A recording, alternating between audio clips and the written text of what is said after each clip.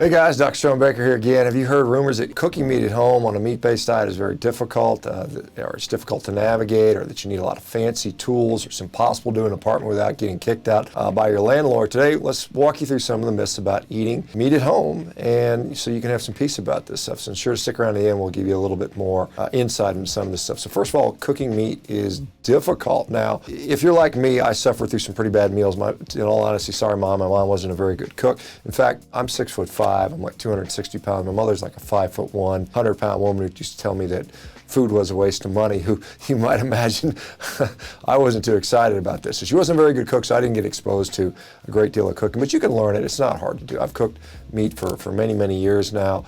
And for you guys who've been doing it all along, it probably isn't going to be that helpful for you. But if you guys are kind of new out there and want to learn some basics, this is something that you should probably stick around for. The vast majority of cooking meats actually can be pretty easy. You can grill it, sear it, you can air fry your meat. Sometimes this takes between 2 and often 10 minutes, depending on how you like your meat cooked, well done, rare, medium rare, something like that. You could slow cook things certainly, and certain cuts of meat are amenable to that. Smoke, bake. While these cooking methods take a little bit longer than grilling, they're also equally very easy to do. All you got to do is really put meat on some sort of cooking surface and cook it for a certain amount of time, and maybe flip it once perhaps, and that's it. So you can, it may take some time to figure these things out. There may be a little bit of a trial and error process for you. You may overcook it, you may undercook it. We've all been there. Fortunately, that happens a lot less now, and there's some things that can make it a little easier. So try not to get frustrated when you mess up. You may practice on easier cuts of meat or less expensive cuts of meat if you're really learning. The second thing is, you need fancy tools to cook on a meat-based diet. Now, I have some fancy tools, I'll admit that, and I enjoy using them, but certainly you don't need much. You need a source of heat and basically a pan and maybe a pair of tongs or something to flip a steak over. You don't need much more than that. If there's a certain way you like it, you can get something to help you facilitate that. Some people like indoor grills, some people like smokers, pressure cookers, outdoor in a charcoal grill, perhaps some people like it in an air fryer. A lot of people that find air fryers are extremely easy to utilize.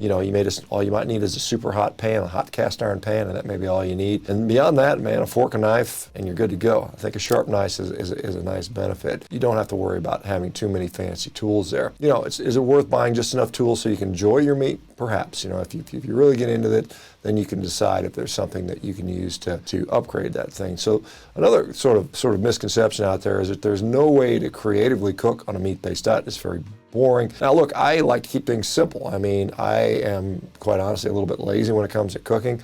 I'm basically a steak, fire and salt guy, and that takes care of me, and I do that 99% of the time. Occasionally I'll mix it up if I'm cooking for other people. I want to do something different, but from day to day it's pretty simple for me. I throw things in a grill and pretty much I'm done. It doesn't mean you can't get more creative if you want to. There's some interesting recipes. Some of you guys follow Steak and Butter Gal, and she has some interesting like egg pudding recipes. You've got apparently there's a cake made of eggs and heavy whipping cream that Kelly Hogan makes. So if you need that, waffles made out of only eggs and cheese, or AKA chaffles. Some people will spend hours, making the perfect pork ribs. There's lots of ways you can do it, and so there's lots of options out there. There are literally thousands of ways and different types of meat dishes you can prepare. Meat-based dishes lack flavor. Some people will say that. Well, there's plenty of ways you can amp up the flavor. Salt is a very easy way to do that. And there are many types of salt, and all of them impart different flavors. There's sea salt, there's Himalayan pink salt, there's different seasoned salt, there's Hawaiian red salts, there's fleur de sel, smoked salts, gray salts, truffle salts, garlic salts, even black lava salt, which I've had, which is quite good. So you can try those, and they have different textures. Now, if you are able to tolerate certain seasonings and spices, and you can certainly do that, feel free to add basil, garlic, onion, parsley, sage, rosemary, thyme to your steaks. They taste wonderful and impart a wonderful flavor. And again, some people can't tolerate that, but many people can. So feel free to blend up your own. It's often better with fresh spices. I would check the ingredients on a lot of these pre-boxed prepared spices. They often have a lot of maltodextrin and other things in there which are kind of maybe not the best for us, so you might want to avoid those. And different meats will taste different. There's a difference in the taste between bison and beef and venison and elk and pork and chicken and seafood. Those things vary on taste depending on how they were raised, what breed they were. When we talk about beef, it's what they were fed, when they were slaughtered, male or female, how old they were. the breed, you know, on and on and on. So there's a lot of things that can change the flavor of meat. Now, if your meat is, you know, you feel it's bland or not exciting enough, you know, go ahead and feel free to season it up a little bit. Now, another sort of misconception is meat is too expensive. Now, when you compare it to other foods, certainly, you know, the high-end cuts, you know, the ribeye steaks and the fillets are going to be more expensive, but there are many very affordable cuts that you can do.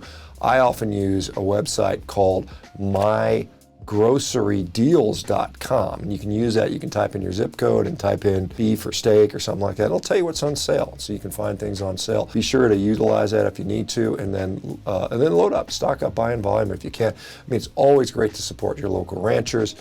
You can often get, you know, even today, you can still get a grass-finished animal for sometimes $5-6 a pound in total, and that's a great way to do it. You just have to have the freezer space to do that, you know, either a quarter or a half, or some even sell an eighth of a cow now.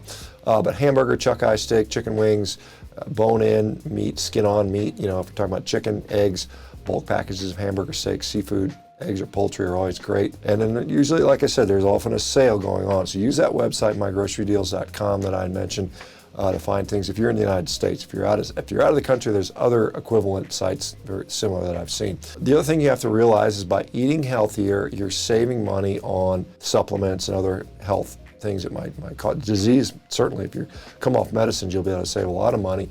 And also, a lot of the foods we buy, you know, the organic vegetables and fruits and things like that often get wasted, and meat tends not to do that. Well, you can always freeze it and it'll last a long time and still be great. I've eaten meat that's been in the freezer well over a year, and it's still awesome. So you can continue to do that. With a better health, you're more likely to be successful in life, and you're more likely to be able to earn more because you're not sick and you feel better and you're cognitively work better. So, you know, it pays off in the long run to eat healthier.